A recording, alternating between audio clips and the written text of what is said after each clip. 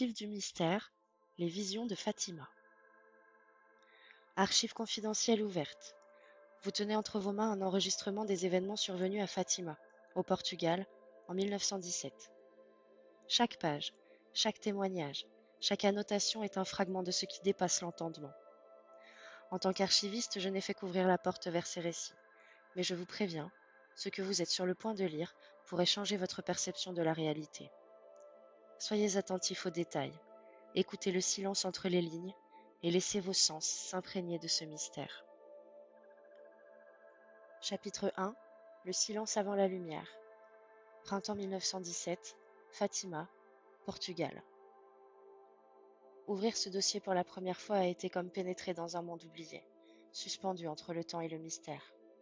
Les odeurs de vieux papier, d'encre desséchée et de poussière flottante me donnèrent immédiatement la sensation de marcher dans un lieu où le temps lui-même semblait hésiter.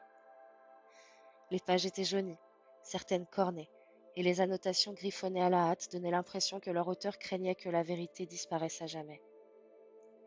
J'avais l'impression que les mots eux-mêmes vibraient sous mes doigts, comme si une énergie invisible les animait.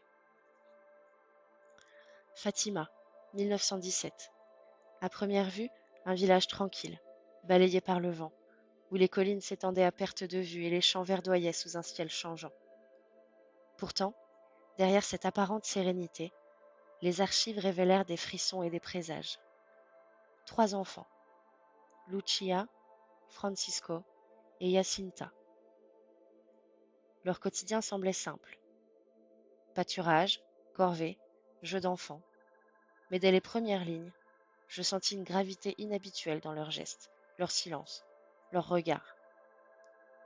Le carnet de Lucia était d'une beauté et d'une naïveté inquiétantes. Elle y écrivait: Le ciel me regarde, parfois je sens qu'il sait tout de moi et que je devrais avoir peur. Ces mots me glacèrent le sang.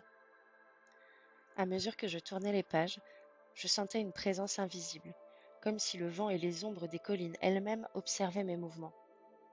Les villageois parlaient à voix basse de lumière dans les champs, d'ombres qui s'étiraient et de bruits qui surgissaient dans le silence de la nuit. Certains rapportaient des rêves étranges, où le ciel semblait s'ouvrir et les yeux d'une lumière inconnue les fixaient. Je me retrouvais à marcher mentalement dans ces collines, à sentir l'air frais sur mon visage, le bruissement des feuilles, le froissement des vêtements des enfants courant entre les herbes hautes. Chaque détail, chaque sensation était consigné dans les archives, comme si l'auteur voulait que le lecteur ressente exactement ce que les enfants avaient vécu. Puis, je tombais sur une note d'un vieil habitant. Parfois, le vent souffle et je jure entendre des voix. Je ne sais pas si elles sont dans ma tête ou ailleurs. Ce simple passage fit naître un frisson le long de ma colonne vertébrale. Je réalisais que ce dossier n'était pas seulement un récit, mais une porte vers une expérience que je ne pourrais jamais oublier. Il y avait une tension constante entre le monde que je croyais connaître et la vérité fragile et mystérieuse que ces enfants avaient rencontrée. À ce stade, je sentis l'irréel s'infiltrer dans la pièce où je travaillais. Le vent sembla s'intensifier, les ombres des piles de dossiers dansaient sur les murs, et un léger murmure, comme un souffle ancien, traversa l'air.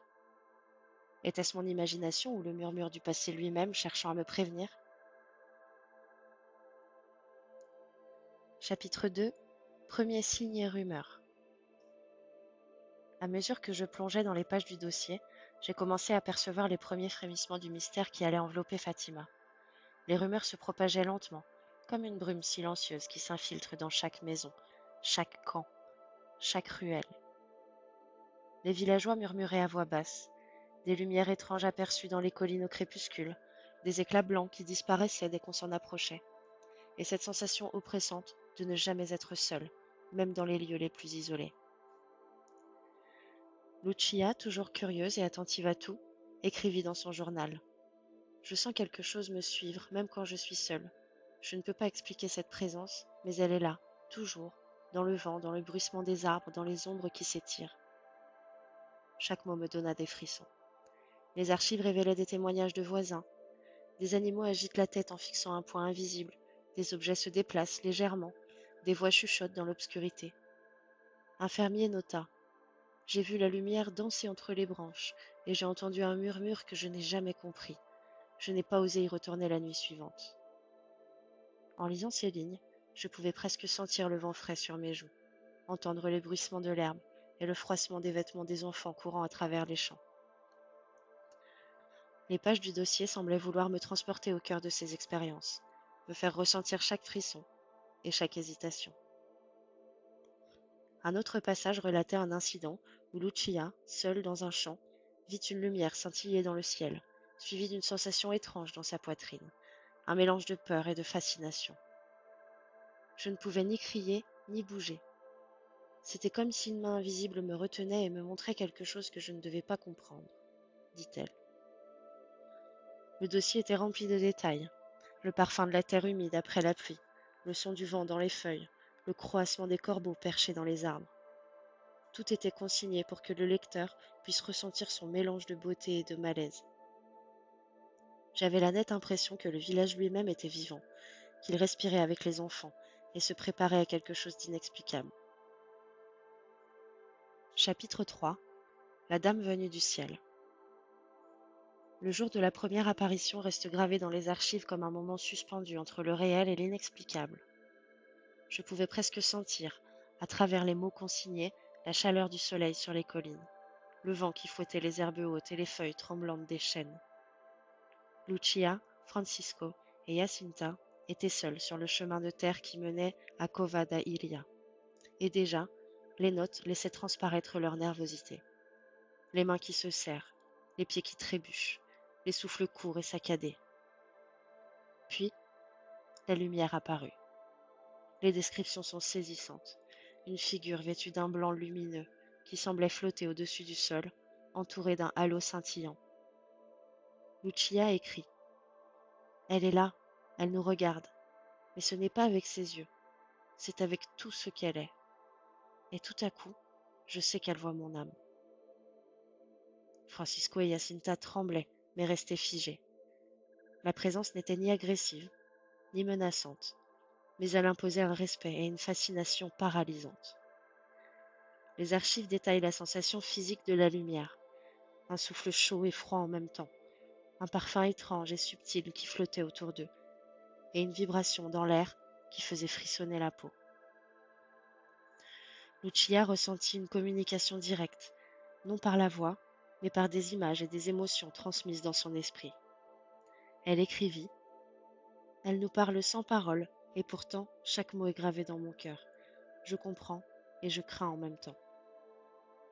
Les notes des villageois précisent qu'ils ne croyaient pas aux enfants, mais qu'ils sentaient pourtant une énergie inhabituelle dans la colline. Quelques témoins rapportèrent avoir vu une lumière dans le ciel, bien que l'endroit fût éloigné. Certains notèrent même une sensation de vertige ou de malaise lorsqu'ils essayaient de s'approcher de Cova da Iria ce jour-là. Je pouvais presque entendre le bruissement des feuilles, le souffle du vent et le murmure des collines. Chaque détail consignait non seulement ce qui s'était passé, mais ce que l'on pouvait ressentir en y assistant. Les pages décrivaient le frisson, l'émerveillement et la peur simultanée. Tout semblait orchestré par une présence invisible, mais indéniablement puissante. Chapitre 4. Peur et scepticisme. À mesure que les apparitions devenaient connues, le village entier commença à osciller entre fascination et crainte. Les habitants murmuraient derrière les portes closes. Certains moquaient les enfants, d'autres frissonnaient à la simple mention de Cova da Iria. Les archives contiennent des rapports détaillés de l'Église qui surveillait les enfants avec une minutie inquiète. Chaque interrogatoire, chaque annotation témoignait de l'inquiétude croissante des autorités. Fallait-il protéger les enfants ou les mettre à l'épreuve?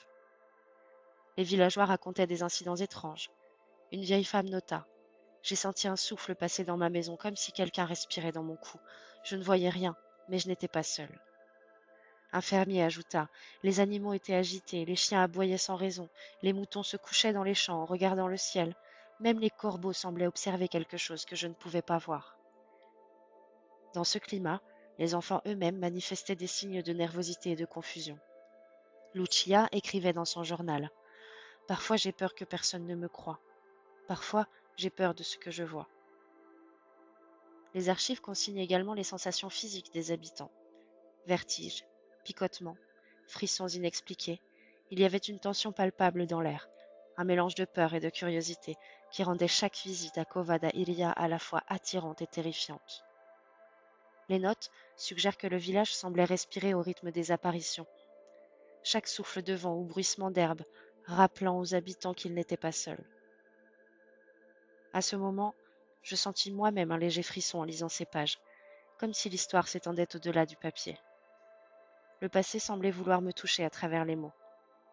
Les cloches de l'église, mentionnées dans presque chaque témoignage, résonnaient maintenant dans mon esprit, mêlées au souffle du vent et au murmure des habitants.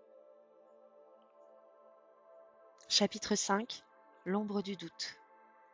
À mesure que l'été avançait, le mystère autour des enfants et de leur vision s'épaississait. Le village entier semblait respirer une tension invisible. Les habitants hésitaient entre incrédulité et peur, et les rapports de l'Église révèlent des tentatives pour comprendre, contrôler et parfois même contester ce qui se produisait à Cova Iria. Les notes détaillent la surveillance continue des enfants, leurs déplacements et les questions insistantes des curés et des gendarmes. Les enfants, cependant, continuaient de parler de la dame venue du ciel, insistant sur les détails qui ne pouvaient être inventés. La lumière, le souffle, le parfum, et cette impression d'être entièrement vus par une présence qui surpassait leur compréhension. Lucia écrivait dans son journal: Je sens que ce n'est pas juste pour nous, mais pour tout le village, et parfois j'ai peur que personne ne soit prêt à comprendre. Les rumeurs se multipliaient. Des témoins rapportaient avoir vu des lumières se déplacer dans les collines la nuit, entendu des voix chuchoter dans les arbres, et ressenti des frissons inexpliqués en traversant certains chemins. Une note d'archive précise: Il arrive que l'on voit des ombres se mouvoir dans le vent. Certaines nuits, même les plus courageux refusent de marcher seuls. Le dossier décrit également la réaction des animaux. Les moutons se regroupaient étrangement, les chiens grognaient vers le vide, et les corbeaux s'agitaient sans raison apparente. Les nuits étaient marquées par des bruits inexplicables, craquements, souffles de vent inhabituels, et parfois des murmures indistincts, comme si le monde lui-même retenait son souffle. En tant qu'archiviste, j'éprouvais un mélange de fascination et de malaise. Lire ces pages, c'était marcher dans les pas des enfants, sentir leur frayeur et leur émerveillement, et percevoir ce voile, ténu, qui séparait le réel de l'inexplicable. Les collines, les vents et les ombres, et la lumière semblaient conspirer pour m'entraîner dans ce mystère. Chapitre 6. Apparitions secrètes. Les apparitions privées, que seuls les enfants pouvaient voir, devinrent plus fréquentes et plus intenses. Les archives décrivent la tension et la fascination qui accompagnent chacune d'elles. Les enfants se rendaient seuls à Cova Iria, souvent tremblants, le cœur battant, conscients qu'ils allaient rencontrer une présence qui surpassait tout ce qu'ils avaient connu jusqu'alors. Lucia relatait dans son journal: Lorsque je la vois, tout autour de moi s'éteint. Je sens la lumière sur ma peau et le parfum d'un lieu que je ne connais pas. Et pourtant, tout semble familier. Mon cœur a peur, mais je ne peux détourner le regard. Francisco et Jacinta exprimaient des émotions mêlées de crainte et d'émerveillement. Les archives détaillaient des mouvements subtils de lumière, comme des scintillements qui dansaient autour des enfants, et des sons doux, presque chantants, qui résonnaient dans l'air. Les sensations physiques étaient amplifiées: frissons, picotements sur la peau, chaleur inattendue, parfois même des vertiges. Les notes des villageois et des témoins secondaires relatent des phénomènes indirects, des lueurs qui apparaissent au loin, des bruissements dans les champs, des voix indistinctes portées par le vent. Une vieille paysanne nota: J'ai vu les enfants s'arrêter brusquement et regarder quelque chose que je ne pouvais pas voir. Je sentais que quelque chose de puissant était là, mais invisible. En tant qu'archiviste, lire ces récits me plongeait dans une immersion totale. Je pouvais presque sentir le vent sur les collines, entendre le murmure des herbes et le souffle léger de la présence invisible. Chaque page me rapprochait du mystère, comme si je marchais à leur côté, ressentant la même peur mêlée à l'émerveillement. Les apparitions se poursuivaient dans un silence presque sacré, interrompu seulement par les bruissements des feuilles, le souffle du vent et parfois le cri lointain d'un oiseau nocturne.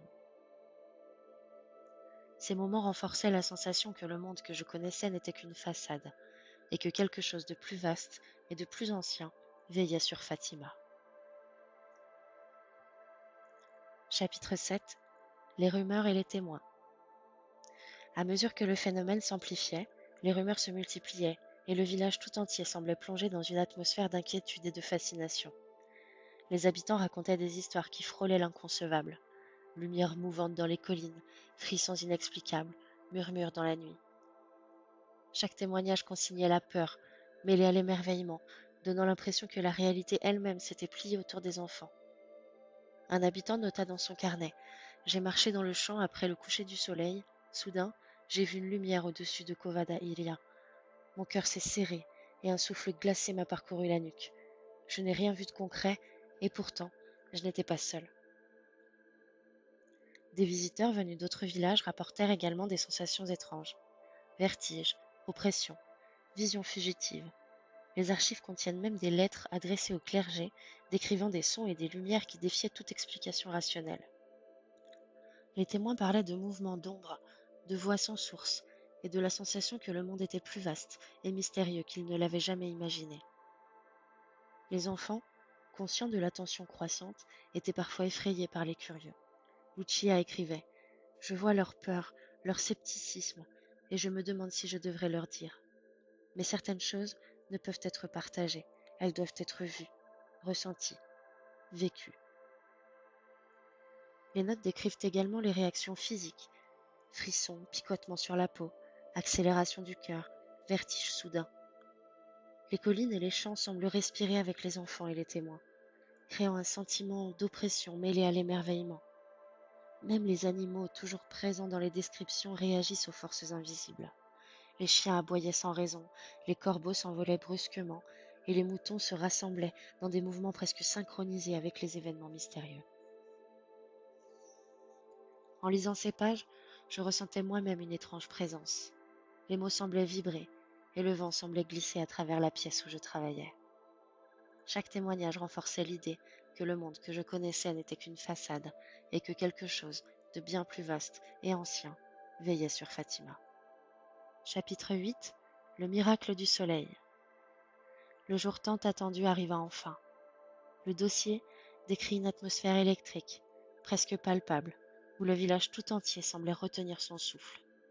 Des milliers de personnes s'étaient rassemblées sur les collines, certaines avec scepticisme, d'autres avec une foi fervente. Les enfants étaient au centre de l'attention, et l'air vibrait d'une énergie étrange, mêlée de peur, d'émerveillement et de suspense. Lucia écrit dans son journal: Je sens que quelque chose de grand va se passer. Mon cœur bat si fort que je crains qu'il ne sorte de ma poitrine. Et puis je vois la lumière. Elle nous enveloppe tous. Le soleil commença à se comporter de manière inexplicable. Les témoins racontent qu'il dansait dans le ciel, changeait de couleur, projetait des ombres mouvantes sur la foule et sur les collines. Les gens criaient, pleuraient, riaient. Certains tombaient à genoux. Le dossier précise que la lumière semblait réagir à la présence des enfants, illuminant leurs visages avec une intensité surnaturelle. Les sensations physiques rapportées par les témoins étaient intenses: chaleur soudaine, vertige, frissons, picotements sur la peau, impression de flotter. Les notes de l'Église mentionnent que même les sceptiques furent touchés par un mélange d'émerveillement et de peur, et que certains eurent du mal à retrouver leurs esprits après l'événement. Des détails minutieux émergent des archives: le vent jouant dans les herbes, le bruissement des vêtements des milliers de personnes, les cris et murmures de la foule, le souffle de la terre chauffée par la lumière. Le miracle n'était pas seulement une vision, mais une expérience totale, sensorielle et émotionnelle, qui marqua profondément tous ceux qui y assistèrent. Je sentais moi-même en lisant ces pages une tension intense, comme si la lumière et le souffle du miracle traversaient le temps pour atteindre ma conscience. Les mots semblaient vibrer d'une énergie qui dépassait la raison, et pour un instant, le passé et le présent se superposaient. Chapitre 9: Les archives du Vatican. Les archives révèlent que le Vatican s'intéressa rapidement au phénomène. Les dossiers étaient classifiés, soigneusement conservés, et contenaient des analyses détaillées, des témoignages, des lettres, et même des notes personnelles de prélats troublés. En parcourant ces documents, je sentais presque l'ombre d'un lieu sacré et solennel, où chaque mot portait un poids presque palpable. Les rapports mentionnent l'examen attentif des événements par des ecclésiastiques et scientifiques envoyés sur place. Ils consignaient avec minutie les observations, notant la cohérence des récits des enfants et la sincérité des témoins. Certains passages reflètent la perplexité et le respect mêlés de crainte des experts. Nous ne pouvons pas expliquer ces phénomènes avec des lois naturelles. Il existe ici quelque chose de inexplicable. Les notes détaillent également des annotations marginales de curieux et d'archivistes. Certains mots soulignés, d'autres encerclés, des croquis de lumière et des schémas de trajectoire du Soleil observés pendant le miracle. Le Vatican semblait conscient que ces événements dépassaient la simple observation scientifique ou théologique, et chaque document reflétait une fascination mêlée à une prudence extrême. En tant qu'archiviste découvrant ces dossiers, je ressentais une présence presque palpable. Les pages vibraient d'une énergie étrange, et je percevais un mélange de peur, de respect et de mystère.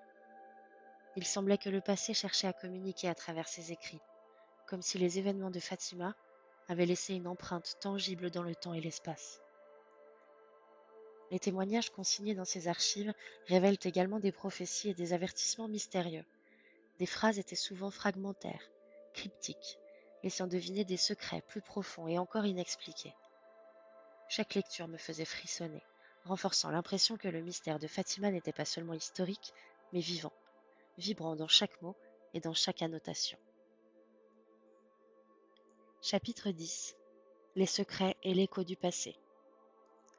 En refermant enfin le dossier, je sentis une présence persistante, subtile mais tangible, comme si les collines et les champs de Fatima étaient encore là, murmurant à travers les pages. Les prophéties consignées restaient mystérieuses et inexpliquées, laissant des fragments de vérité que personne ne pouvait entièrement comprendre.